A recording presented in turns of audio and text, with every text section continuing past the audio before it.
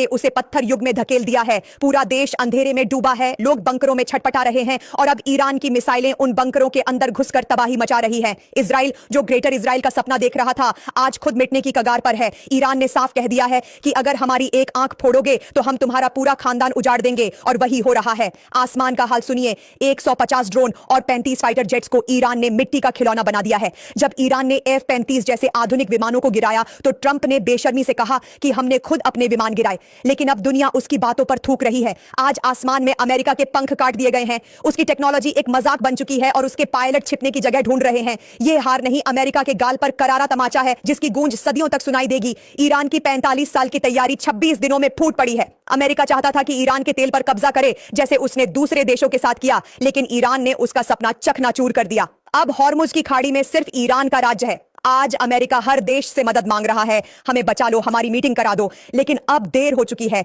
Iran ने उसकी सारी चालबाजियां खत्म कर दी हैं। अब देखो कैसे खुददार देश साम्राज्यवादी ताकतों की ईंट से ईंट, सऊदी अरब, कुवैत और यूएई जैसे देश भी दिल ही दिल में खुश हैं कि चलो इस बला से पीछा छूटा। अब हम अपना तेल अपनी मर्जी की कीमत पर और अपनी खुद की करेंसी में बेचेंगे।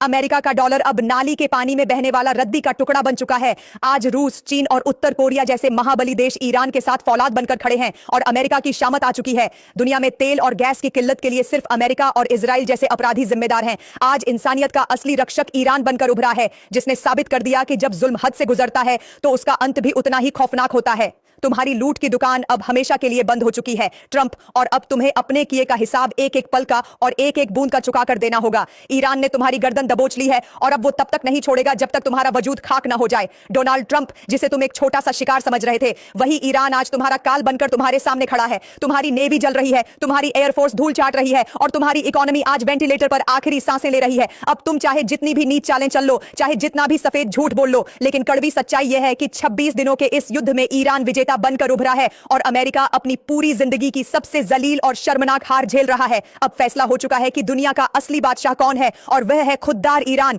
जिसने अमेरिका के 7वें आसमान वाले घमंड को समंदर की सबसे गहरी खाइयों में हमेशा के लिए दफन कर दिया है। तुम्हारी सल्तनत का सूरज डूब चुका है और अब सिर्फ ईरान की मिसाइलों की कयामत वाली रोशनी ही तुम्हें दिखाई देगी। अपनी बर्बादी का यह मंजर अपनी फटी आंखों से देखो और दुनिया को यह बताओ कि कैसे एक असली शेर ने कागजी शेर की खाल उतारकर उसे नंगा कर दिया है। अब कोई समझौता नहीं होगा, अब सिर्फ इंतकाम होगा, और यह इंतकाम अमेरिका के नक्शे को बदलने तक जारी रहेगा। इस महायुद्ध का अंतिम परिणाम यही है कि अमेरिका अब कभी वह पुराना अमेरिका नहीं बन पाएगा। उसकी हेकड़ी मिट्टी में मिल चुकी है, उसके हथियार अब कबाड़ बन चुके हैं और उसका फ्यूचर खत्म हो चुका है। प्रिसीजन टूल्स और रियल टाइम इनसाइट्स राख हो जाएंगी और इतिहास गवाह रहेगा कि जब अन्याय अपनी सीमा पार करता है तो ईरान जैसा कोई देश उठ खड़ा होता है और जालिम का अंत कर देता है। अब तो आलम यह के डर से अपनी दुम दबाकर कोनों में छिप गए हैं। उन्हें पता है कि अगर उन्होंने अमेरिका का साथ दिया तो ईरान की मिसाइलें उनके लंदन और पेरिस को भी खंडहर बना देंगी। आज का यह दिन अमेरिका के पतन का वह काला दिन है जिसे इतिहास में काले अक्षरों से लिखा जाएगा और ईरान की इस बहादुरी को सोने के अक्षरों में दर्ज किया जाएगा।